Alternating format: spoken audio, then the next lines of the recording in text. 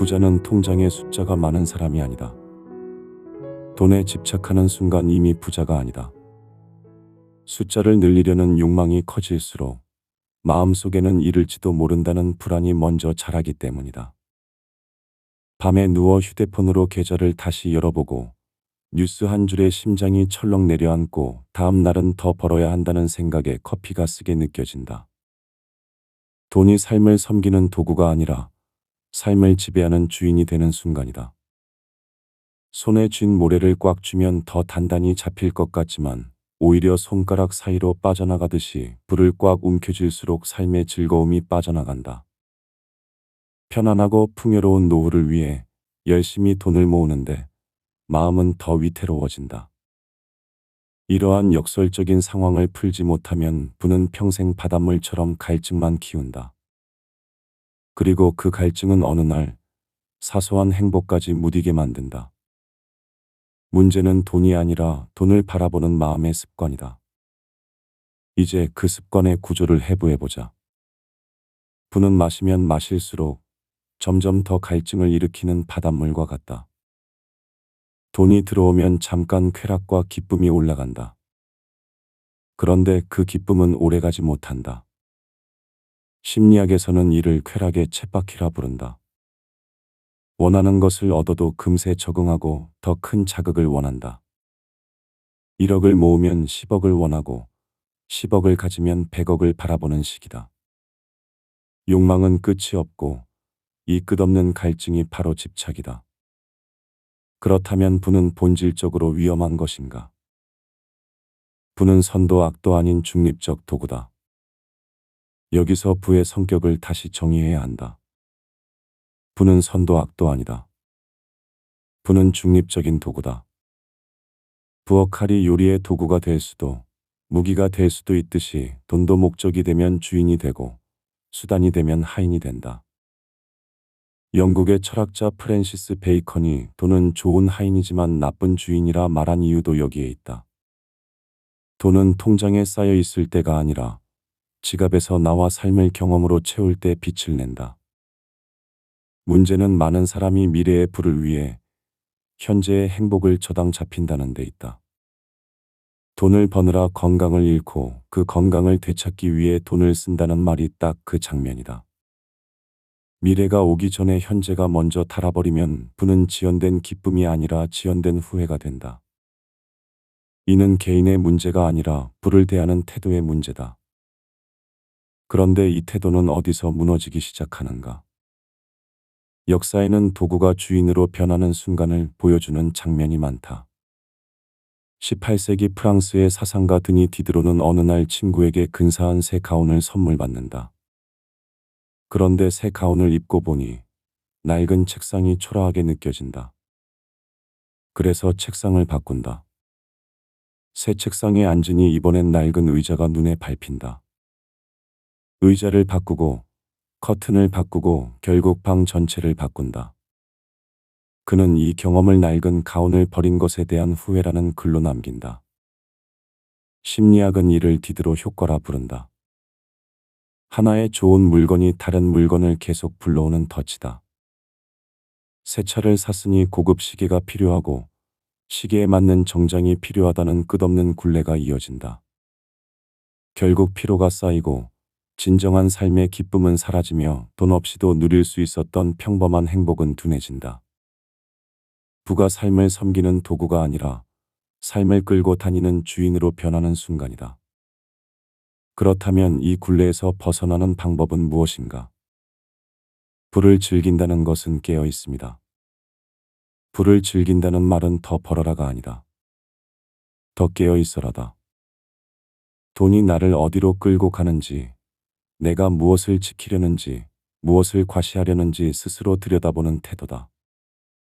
이 태도가 없으면 부는 바닷물이고 태도가 생기면 부는 샘물이다. 그런데 왜 이런 일이 마음의 구조상 피할 수 없이 일어나는가? 왜 우리는 부를 얻어도 만족하지 못하고 계속 더 많은 것을 원하게 되는가? 이제 이 질문에 대한 냉정한 근거를 심리학과 철학의 언어로 쌓아보자. 부에 집착할수록 불행해지는 건 기분 탓이 아니다. 작동 원리가 있다. 첫째, 인간은 적응하는 동물이다. 심리학자 필립 브링먼은 복권 당첨자를 1년간 추적했다. 당첨 직후엔 환희에 차 있었지만 1년 후 행복도는 당첨 전과 거의 같았다. 뇌는 새로운 자극에 반응하지만 익숙해지면 더 이상 흥분하지 않는다. 원하던 것을 얻어도 금세 그 상태가 기본값이 된다. 그래서 더 큰 자극을 찾게 된다. 이게 쾌락의 쳇바퀴가 멈추지 않는 이유다. 둘째, 19세기 생리학자 에른스트 베버는 자극과 감각의 관계를 수치화했다. 자극의 강도가 높아질수록 그에 대한 변화를 느끼려면 더 큰 차이가 필요하다는 법칙이다. 10원을 쥔 사람에게 10원을 더 주면 2배로 느끼지만 1억을 가진 사람에게 10원은 아무것도 아니다. 부유함이라는 강한 자극 속에 오래 머물면 소박한 기쁨에는 점점 무뎌진다. 커피 한 잔의 향, 따뜻한 대화, 아침 햇살 같은 일상의 감각이 사라진다. 행복을 느끼는 능력 자체가 저하되는 셈이다. 셋째, 행동경제학자 데니얼 카너먼은 인간이 얻는 기쁨보다 잃는 고통을 2배 이상 크게 느낀다고 밝혔다. 이를 손실 회피 편향이라 한다. 돈이 많아질수록 이걸 잃으면 끝이다라는 상상이 더 현실처럼 느껴진다. 그래서 부자의 내면에는 만족보다 잃을지도 모른다는 불안이 더 크게 자리 잡는다. 부를 지키려 애쓰는데 그 노력이 오히려 삶을 초라하게 만드는 역설이 생긴다. 넷째, 철학자 쇼펜하우어는 인간의 본질을 끝없는 욕망으로 정의했다. 그는 욕망은 채워져도 금세 다른 욕망으로 대체된다고 말했다. 하나를 얻으면 또 다른 하나가 눈에 들어오고 그것을 얻으면 또 다음이 보인다. 이 순환은 멈추지 않는다. 욕망 자체가 문제가 아니라 욕망을 채우면 만족할 것이라는 착각이 문제다. 만족은 욕망을 채우는 데서 오지 않는다. 욕망을 바라보는 태도에서 온다. 다섯째, 심리학자 에리 프롬은 인간의 삶을 2가지 양식으로 나눴다. 소유 양식과 존재 양식이다. 소유 양식은 끝없이 갖고 쌓으려 하지만 존재 양식은 경험하고 느끼며 산다. 소유에 집중하면 물건은 늘어나지만 삶은 비어간다. 존재에 집중하면 물건은 적어도 삶은 채워진다.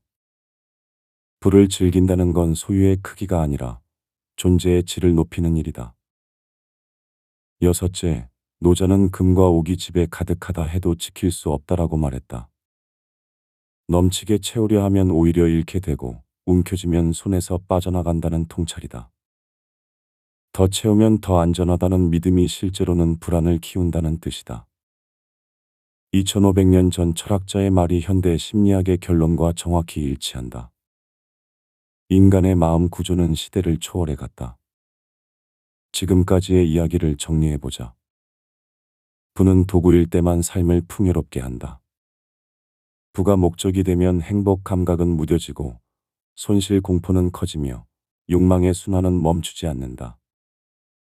이제 남은 질문은 단 하나다. 우리는 오늘부터 무엇을 어떻게 바꿔야 하는가? 거창한 결심보다 오늘 당장 할 수 있는 작은 행동을 시작해야 한다. 첫째, 3일만 불필요한 소비 정지 버튼을 눌러라. 뭔가를 사고 싶어지는 순간 결제부터 하지 말고 30초 멈춰라. 그리고 종이에 한 줄만 적어라. 이 소비는 내 행복을 위한가, 타인에게 보여주기 위한 허영심인가? 이러한 질문을 반복하는 것만으로도 소비의 주도권이 돌아온다. 카드를 꺼내는 손이 멈추고 마음이 먼저 움직이기 시작한다. 3일이면 충분하다. 그 3일이 습관의 씨앗이 된다. 둘째, 보여주기 식의 과시욕을 끊어야 한다. 타인의 시선을 의식해 부를 과시하는 행위를 멈춰라. SNS에 올리려고 비싼 식당을 가는가, 친구가 가진 걸 따라 사는가, 명품 로고가 보여야 안심이 되는가. 이 중 딱 하나만 끊어라. 비교에서 벗어나 내 기준으로 살 때 자유와 만족이 온다. 타인의 눈에 비친 나를 유지하느라 쓰는 에너지가 얼마나 큰지 한 가지만 끊어도 금방 느껴진다. 셋째, 돈의 목적지를 바꿔라. 물건에서 경험으로, 경험에서 관계로 이동하라. 심리학자 토마스 길로비치는 20년간 연구 끝에 결론을 내렸다. 물질적 소비는 행복을 일시적으로 높이지만 경험적 소비는 행복을 지속적으로 높인다. 여행이나 배움, 봉사활동 같은 경험에 돈을 쓸 때 행복감이 더 오래 간다. 좋아하는 사람들과 맛있는 것을 먹고 시간을 보내는데 돈을 아끼지 말라. 넷째, 유산의 환상을 손봐야 한다. 자식에게 거액의 유산을 남기려다 노년을 궁핍하게 보내는 것은 바람직하지 않다. 남겨야 할 것은 돈이 아니라 인생을 즐기며 행복하게 사는 부모의 모습이다. 자식은 부모의 통장 잔고보다 부모가 웃으며 사는 모습을 더 오래 기억한다. 지금 누리지 않고 쌓아두기만 하면 결국 누군가에게 넘기는 숫자로 끝난다.